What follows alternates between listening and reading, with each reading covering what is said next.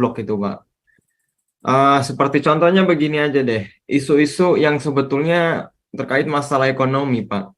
Kalau saya lihat ya, ini kita kalau bicara soal bisnis, bank syariah itu berapa sih profitnya setahun? Kalau dibandingkan dengan bank BCA, Oh, bukankah rugi. rugi? Oh, Nah, rugi. Pak. Udah kita bahas dulu 2 kali itu Pak. Sampai dulu Itu ya. dia, Pak. Yang Rugi itu ingin saya habis sampaikan itu. di sini adalah betapa bodohnya orang hari ini masih mau mengikuti sistem-sistem yang sudah didirikan dari tahun 1300.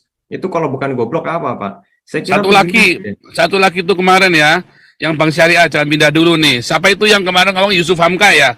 Siapa itu? Yang orang Tionghoa itu pengusaha itu yang jadi Oh, Islam. tol Yusuf Hamka ya, ya, Pak. Yusuf Hamka itu Ya, Pak. dia apa namanya? Dia ambil kredit dibatalin, didenda dia berapa miliar, dia dirugikan berapa miliar sama Bank Syariah juga itu kan. Kayak dipalak begitu kan. Wah, banyak yang komplain itu. Bahkan orang Islamnya sendiri aja komplain dengan Bank Syariah. Tapi itu memang secara politis, Bank Syariah itu digunakan untuk menguasai perekonomian rakyat. Ngeri itu memang kayak mau diwajibkan gitu ya. Didorong ke sana supaya nanti cuma tinggal dirubah dikit udah jadi dah Islam. Nggak akan bisa maju, ya. Makanya dari dulu saya membela, udahlah bangun kasino aja, emang apa sih masalahnya? Membangun judi kok haram? Yang mana judi haram? Anda tahu nggak negara yang menghalalkan judi pasti lebih maju dari negara yang mengharamkan judi, ya. Nah, itu yang ingin saya Tapi sampaikan di nanti sini. masuk neraka sih Pak, nggak dapat bidadari Pak, repot Oh, Pak. neraka yang mana, Pak? Oh, kalau Neraka itu Anda, kan lu juragannya. saya ini Bentar surga, nih, Pak. ayo Justru kita head saya to ini head juragan nih. surga, Sebentar, Pak. nanti dulu lo, jangan Kalau macam-macam lo, Anda masuk ntar. neraka, Nanti itu lo. Anda masuk surga saya. Lu kan juragannya. Lu Surganya orang Islam dapat juragannya. dildo. Loh, surganya orang Islam dapat dildo, Pak. Kalau di surga saya kan dapat bidadari. Nah, Bapak mau Iya, kan surganya lagi. Islam dapat bidadari, pesannya sama lu juga. Nah, berarti saya ini suppliernya, Pak. Nah, sekarang gue pertanyaannya gue nih, lu jawab yang jujur. Lu udah sertifikasi halal belum lo?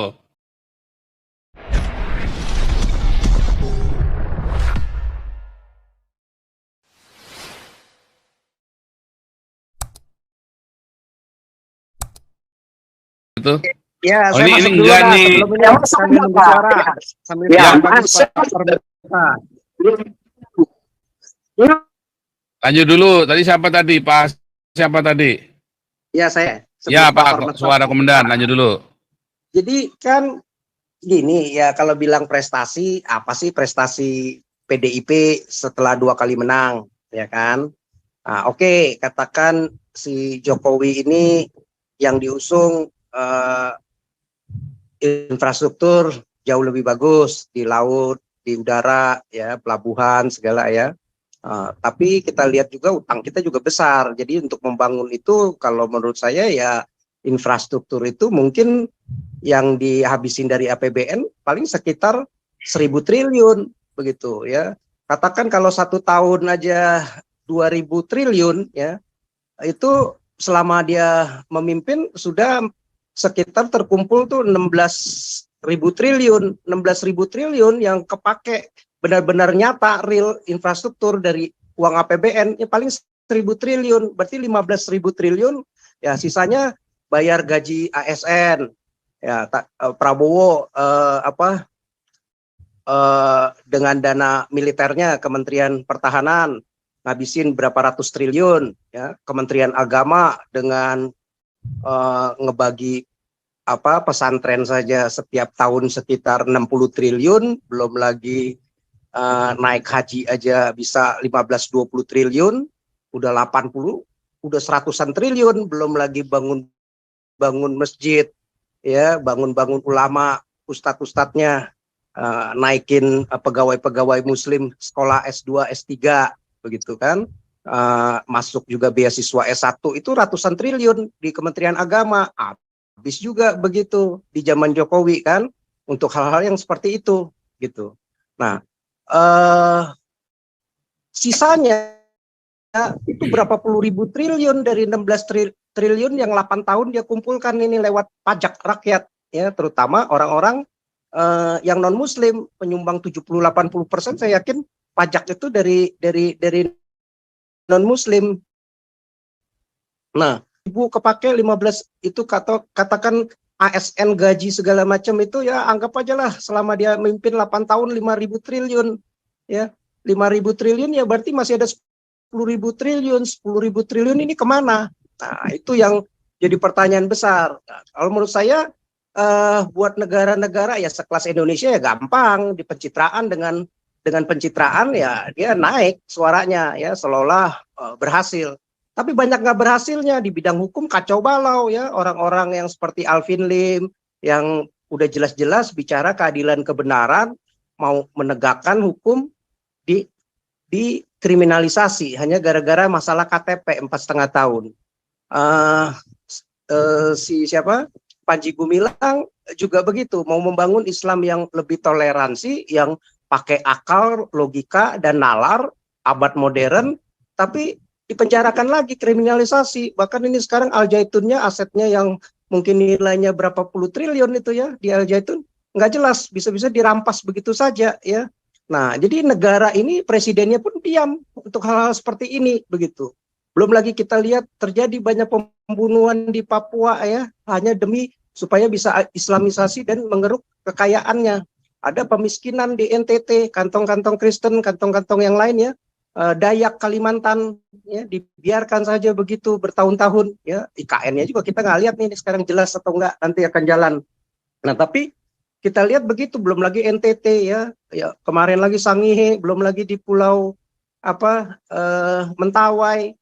Jadi kita ngelihat ini nggak ada pembangunan sumber daya manusianya juga berantakan, hancur. Makin yang ada literasinya makin dengan negara kaya yang begini, kaya sumber daya manusia dan sumber alamnya ya, sumber daya alamnya mestinya 280 juta itu kekayaan aset yang luar biasa ya, untuk suatu negara bisa jauh lebih maju karena punya pangsa pasar besar, bisa diolah dengan luar biasa. Tetapi karena manusianya ini yang dipimpin oleh presiden kita ini selama 8 tahun ini nggak jalan, jadi nggak bisa ekspor manusianya itu menjadi yang punya skill yang bernilai tinggi, yang ada jadi pembantu, jadi jongos, jadi babu, bisa diperkosa, bisa dihamilin, bahkan bisa dihukum di negara-negara Timur Tengah begitu ya.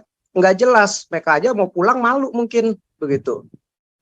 Nah, jadi kita lihat sebenarnya banyak gagal. Jadi gagal dari sumber daya manusianya ya, yang paling penting itu kan sumber daya manusianya, mestinya mencerdaskan bangsa, benar-benar konstitusinya dijalankan. Itu dulu. Terus kedua, hukumnya yang benar-benar mesti tegak. Ini keadilannya nggak ada. Malah orang-orang jahat yang model-model Rizik, yang model Amin, model Maruf Amin, yang model Anwar Abbas, yang model-model di MUI, yang model-model ustadz-ustadz yang dari Yaman Arab, pemecah bangsa, justru malah bebas berkeliaran, malah dipuja-puja. Ini berarti ada ngaco dari pemimpin model kayak begini, begitu ya. Jadi saya nggak ngelihat PDI maupun pemimpin Presiden Jokowinya itu berhasil, ya malah gagal total itu. Malah saya bilang pemimpin paling terburuk sekarang, presiden di antara seluruh presiden ini paling buruk Jokowi, gitu ya.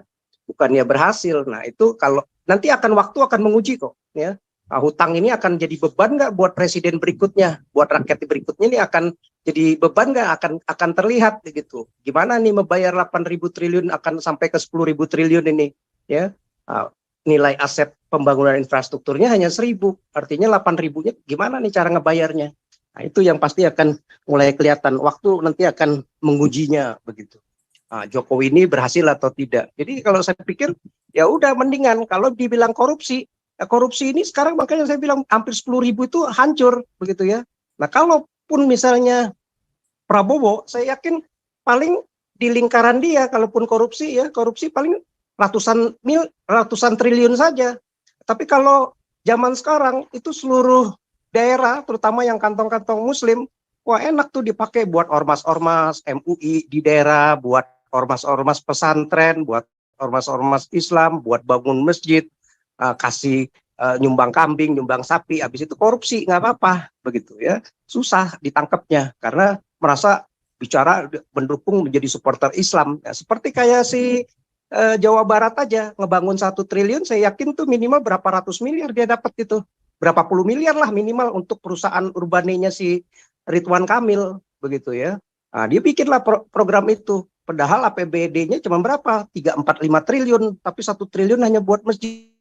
Jalan-jalan yang rusak masih berantakan, sekolah yang masih nggak, anak-anak yang masih banyak di Jawa Barat yang terlantar, kawin muda, sekolah, kawinin, kan nggak maju-maju begitu. Tapi yang kayak begini, pemimpin begini bebas-bebas saja. Karena ya untuk kepentingan Islam, ya jadi bodoh lah kalau saya pikir mengatakan Jokowi ini berhasil. Nggak ada berhasil ya, kalau saya pikir malah berantakan. Ya itu sementara Pak Paul. Lanjut ini Juragan Alexis. Sudah saya WhatsApp ya Pak? Nah, kalau dari saya melihat Indonesia itu, saya kira harus jadi pragmatis lah Pak. Jangan dikit-dikit bawa-bawa agama jadi goblok itu Pak. Seperti contohnya begini aja deh, isu-isu yang sebetulnya terkait masalah ekonomi Pak. Kalau saya lihat ya, ini kita kalau bicara soal bisnis, bank syariah itu berapa sih profitnya setahun? Kalau dibandingkan dengan bank BCA, bukankah rugi? rugi lah? Rugi, udah kita bahas dulu 2 kali itu Pak, sampai dulu ya. Itu dia, Pak. Rugi Yang itu ingin saya habis sampaikan itu. di sini adalah betapa bodohnya orang hari ini masih mau mengikuti sistem-sistem yang sudah didirikan dari tahun 1300. Itu kalau bukan goblok apa, Pak? Saya kira Satu lagi itu kemarin ya, yang Bank Syariah, jangan pindah dulu nih. Siapa itu yang kemarin ngomong, Yusuf Hamka ya? Siapa itu? Yang orang Tionghoa itu, pengusaha itu yang jadi Islam. Yusuf Hamka sih, ya Pak. Yusuf Hamka itu dia dia ambil kredit, dibatalin, didenda, dia berapa miliar, dia dirugikan berapa miliar sama Bank Syariah juga itu kan. Dipalak begitu kan. Wah, banyak yang komplain itu. Bahkan orang Islamnya sendiri aja komplain dengan Bank Syariah. Tapi itu memang secara politis, Bank Syariah itu digunakan untuk menguasai perekonomian rakyat. Ngeri itu memang kayak mau diwajibkan begitu ya. Didorong ke sana supaya nanti cuma tinggal dirubah dikit udah jadi dah Islam. Iya, itu Lanjut, dia, Pak. Juragan. Nah, jadi yang saya katakan itu begini, sistem-sistem Islam, ini kita di sini nggak bawa agama lah, tapi saya membawa masalah daripada isu ekonomi. Ketika kita lihat dari sudut pandang ekonomi, memang Islam ini tidak ada kemajuan. Itulah faktanya. Kalau Anda tidak setuju, buktikan data. Di sini ada yang mengatakan bank syariah segala macam itu net profit berapa ini?